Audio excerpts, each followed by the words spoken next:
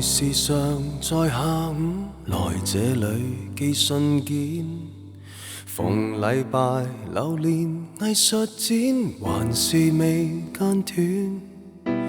何以我來回巡邏篇，仍然和你擦肩，還仍然在各自宇宙錯過了春天，只差一點點即可以再會面，可惜偏偏剛剛擦過10年，埋伏過孤單感更赤裸，總差一點點先可以再會面，彷彿應該一早見過，但直行直過，只差一個眼波，將彼此錯過。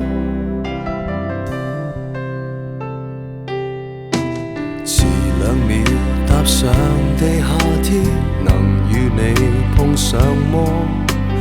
如提前10步入電梯，誰又被錯過？和某某從來未預約，為何能見更多？